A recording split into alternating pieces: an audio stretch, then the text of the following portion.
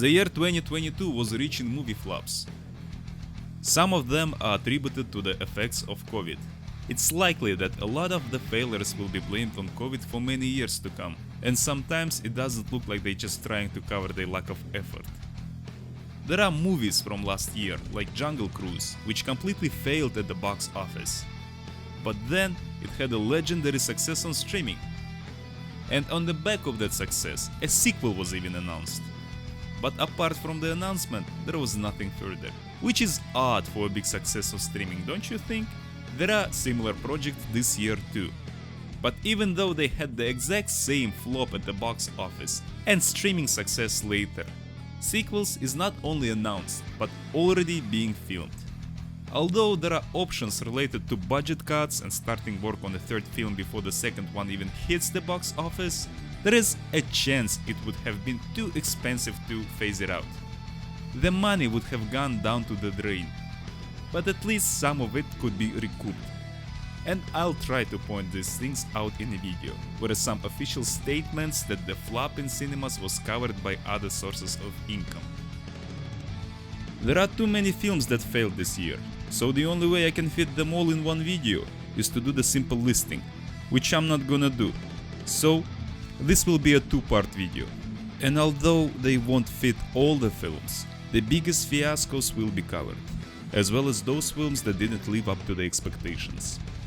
There are plenty of blockbusters this year as well. All in all, today is about the first half of 2022 flops.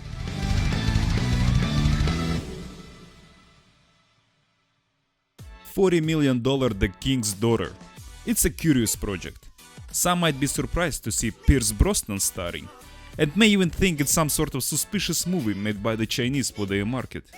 Or it's one of those European films made with the money of obscure foundation, which sponsors the most amazing projects, guided only by the principles they know. But none of that applies to this film. While it's true that a third of the budget was covered by Chinese investors, but other than that, it's a studio movie that was made in 2014. And it wasn't released until 2022.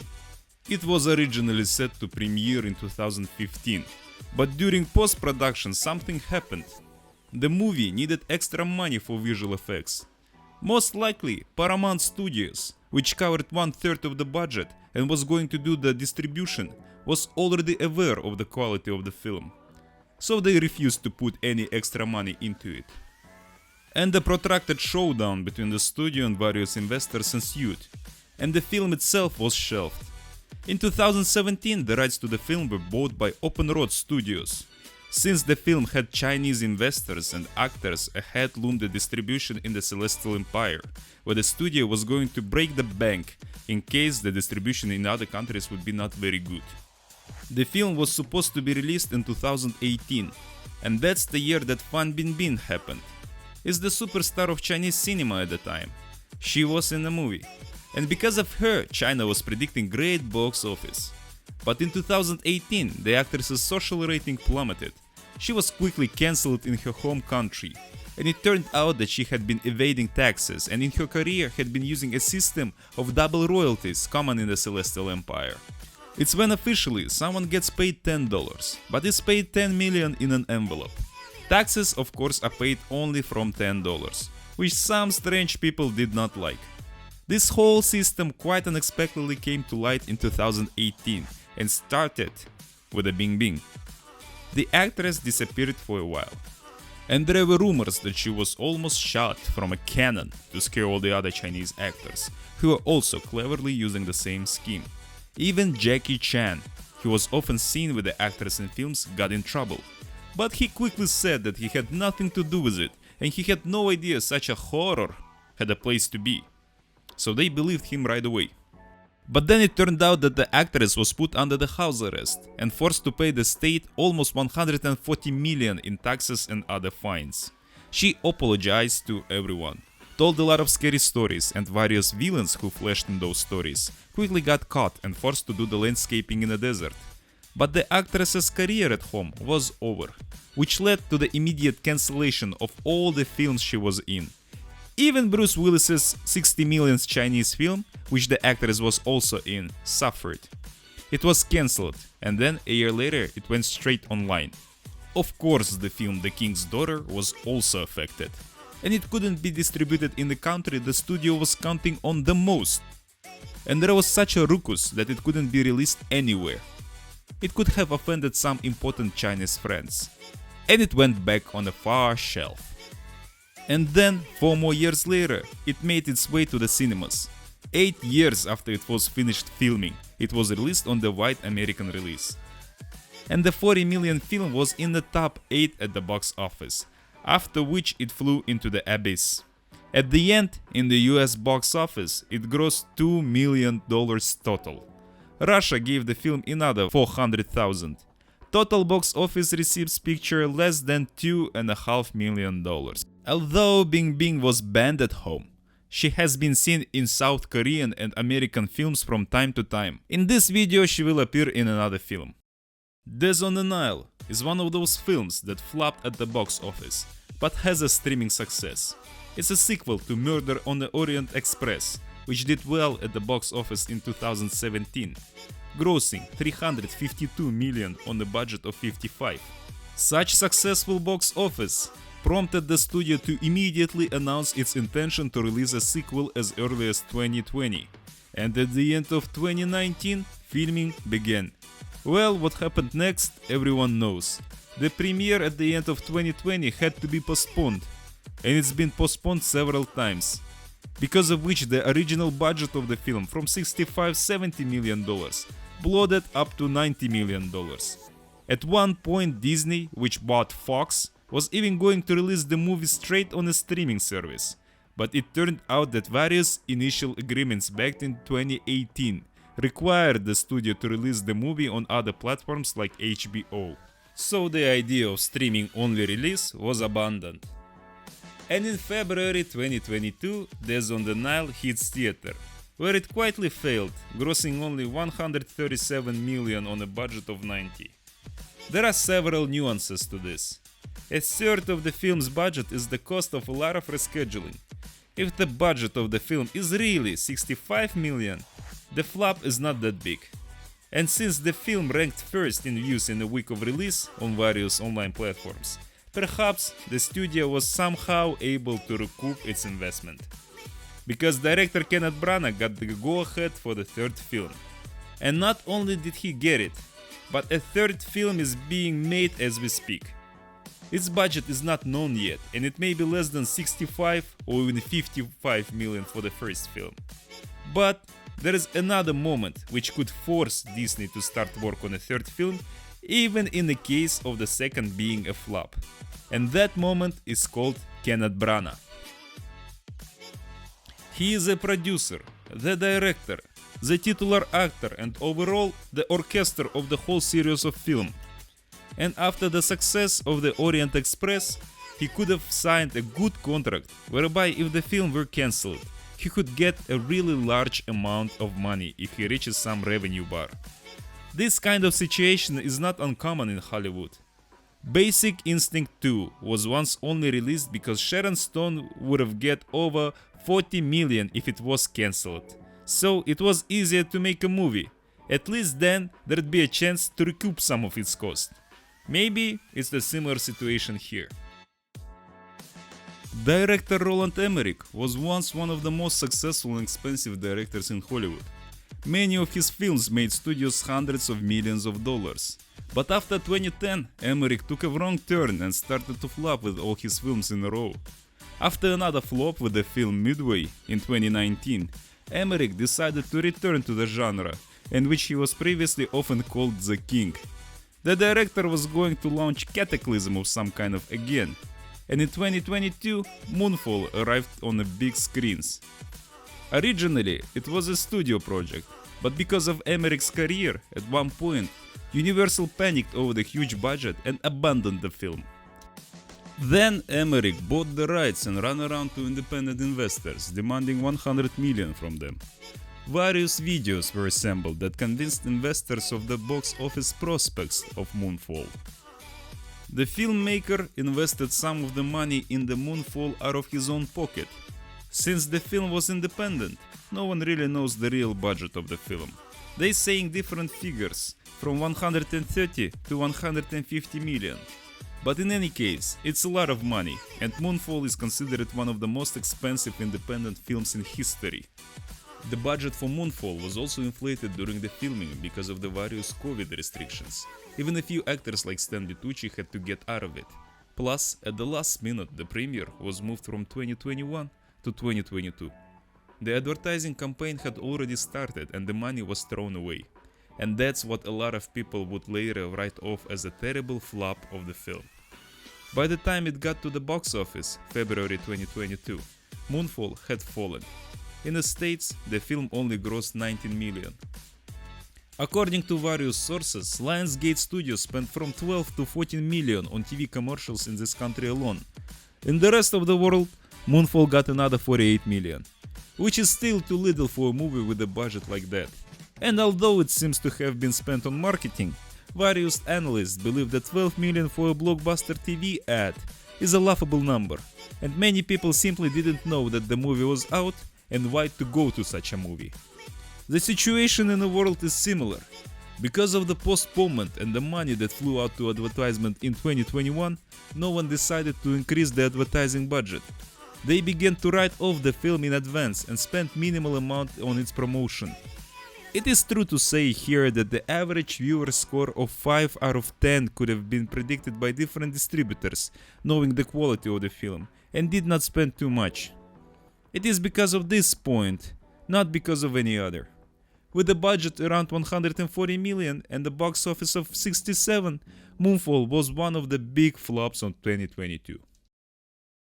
The Northman is one of those mystery films whose budget will forever be a mystery to everyone. Its budget is still undergoing various mutations. It used to be 90 million, then it was 87, and after a while it went down to 70 million, and then later it was 68, and now it's landed on the mark of 60 million. That still makes it a box office failure. But one of the producers saying it wasn't all bad doesn't sound too funny now. The movie Northman is directed by Robert Eggers, responsible for Lighthouse and Witch. Eggers is called a great talent by critics, so there was a lot of attention on his new film. A great talent can explain the fact that the director of small films was allocated such an impressive budget for such a script and his original approach to filmmaking. The director wrote the screenplay with all kinds of important historical books. But then it turned out that they were history books for dummies. And although the critics also carried the picture somewhere in their arms, the audience took a much worse view of the amusing story.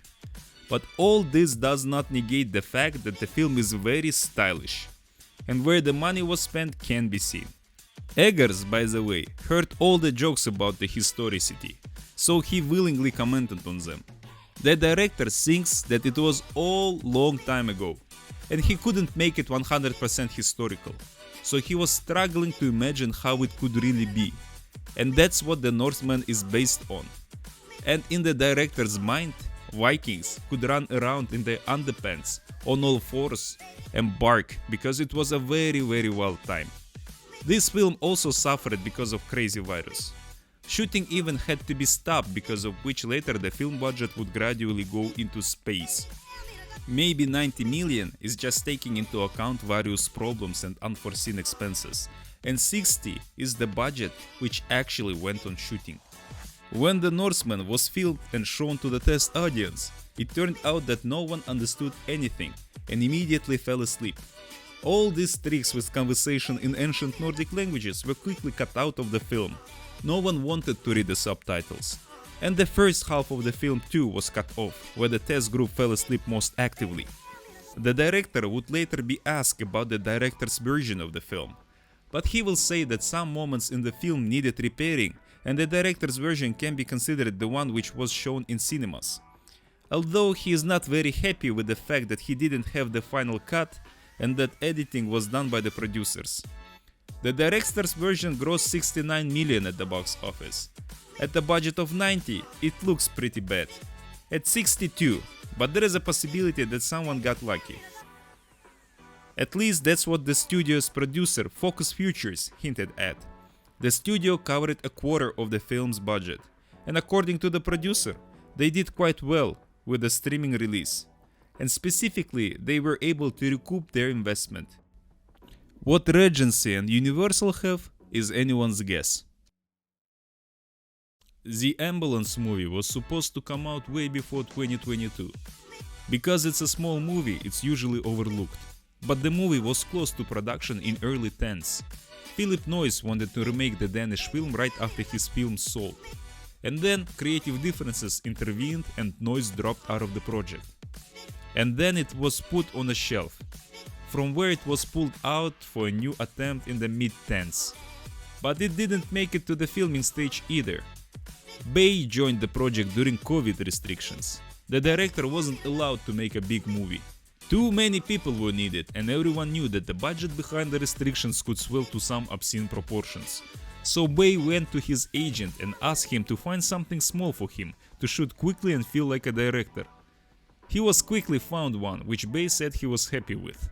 Michael Bay made the movie in a month, spent 40 million on it. It's funny that during the filming the director changed the script, added some episodes to the film that were not planned, just because at some point the director suddenly decided it would be cool to add something to the movie. Like the episode with the 2 helicopters. 2 helicopters are very expensive, and the movie had one available. But one day it turned out that the second helicopter might be available for purely token money for 3 whole days. Bay immediately inserted the episode with the 2 helicopters into the movie. The episode is as idiotic as possible. Even in the film it looks like it was made purely for the sake of couples of shots. To sell the viewers such a bad work from Michael Bay did not succeed. The film only took 8 million in the US box office and started in 4th place. The film had no staying power, so in 3 weeks it was out of the top 10 and sunk. The Ambulance took in only 52 million at the worldwide box office on a budget of 40. The most interesting news came after the worldwide box office. Michael Bay resigned from Hollywood's biggest agency that he was working with for more than 20 years. People attribute the breakup to the flop of Ambulance. Bay lost many bonuses on the film, and in the proceedings with the studio agency did not support him, which made the director kind of resentful. What kind of bonuses we're talking about isn't really clear. But maybe this whole COVID situation was putting some restrictions on which the director blamed his flop at the box office. Bay used to work with the Hollywood's most famous agent, Ari Emanuel, but in recent years, Bay's career has taken a turn for the worse, and apparently he is no longer such an important client. In the Ambulance, it had already become apparent. Official agency and Michael Bay remaining great friends and would love to work together again someday, but later. Kingsman: The Legacy came out at the very end of December 21. Something similar may happen this year with the movie Babylon by Margot Robbie and Brad Pitt, but since without a couple of days all of the Kingsman box office release has already taken place in 2022, let it be here in this video, rather than lost in eternity. It's a specific prequel to Kingsman: The Secret Service and Kingsman: The Golden Ring. The first film did well at the box office. The second part kind of sagged at the box office. The box office numbers didn't go up with a bigger budget, so someone at the studio decided that they had to make a prequel, and the third film wasn't cancelled. The idea was that the prequel would make a successful franchise even more successful, and the third part started shooting the day after the prequel hit the theaters. There are various rumors about the film's problems. Some have to do with the film's superior quality, others with Disney Studios' purchase of Fox. The postponement of the movie started back in 2019, when COVID hadn't made the correction to the worldwide distribution and the film had already been rescheduled twice. Well, when COVID came, Kingsman had already begun a 2-year journey on the premiere schedule. So the film had been rescheduled for almost 3 years, all of which of course couldn't help but have an effect. By the time it got to the theater, it had already been forgotten about. Plus, the audience in the theater was still wary. So at the box office, the 100 million film only took in like 125 million. With that delay and box office failure, the main line also quickly disappeared. Even though Pt.1, the director of the films, tried several times to say that everything was going to happen, and the studio understand that it was due to the situation unrelated to the film. Maybe even more sagging audience rating regarding the second part somehow hinted to Disney that it wasn't just about rescheduling and COVID. 355 is a strange project. It was officially born on the set of X-Men Dark Phoenix, from just a conversation between director Simon Kinberg and Jessica Chastain about doing a woman's answer to the Mission Impossible. Yeah, because a female response to all those bonds sounds very lucrative. The idea immediately caught everyone's attention, and Kinberg himself rushed to write the script. The script was so successful that several Hollywood studios were bidding for it. In the end, the right to flop with it went to Universal Studios. In 2019, someone was constantly dropping in and out of the film at a rapid pace. The reason for this were never made public, but rumors has it that someone was bound to demand a bigger blanket over their side, and that didn't suit someone on the other side of the bed. The start of filmmaking process coincided with the influx of the virus and a lot of restrictions associated with it, all of which swelled the 45 million budget of the film to 75 million.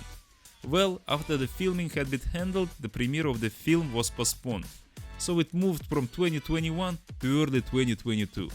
And despite a big advertising campaign, the film failed to attract any interest from the audience, and only grossed 27 million at the worldwide box office. So it had already been sent to streaming just a month after hitting theaters. People attribute this flop at the box office to the failed advertising campaign. The viewer thought that we were trying to slip them another failed Charlie's Angels, only 20 years older. And why to watch such an answer to a Mission Impossible no one could explain. It was the first movie to have a Chinese actress Fan Bingbing, who had been shot out of the cannon for a paycheck in an envelope. The audience of the Code 355 are on par with Charlie's Angel, so maybe it's not just a bad publicity stunt. And the other movie of the day is See How They Run. It's detective with Saoirse Ronan and Sam Rockwell, which was once supposed to replicate the success of Knives Out. That's pretty much what the whole advertising campaign was based on, and the studio made no secret of the targeting the same audience that brought the film to get the Knives Out 312 million on a budget of 40. So they spent 40 million on the movie too. Something happened in post-production here. The movie was made at the beginning of 2021, and originally it wasn't even called that. But it looked like 21 lost the premiere date a couple of times, and finally was released at last 22, along with the title See How They Run. Although the critics met the final result quite well, audience ignored the film and later gave it a very mediocre score. Failures are sometimes blamed on the film's director, who didn't handle the material because he was inexperienced. Tom George had only ever worked on television. The second part of this video is going to be on comic books and cartoons. And of course about the biggest flops of 2022 in terms of box office to budget ratio. Plus we will talk about the movies that had really high expectations but didn't came up to them. So, thanks for listening and stay tuned. Пока!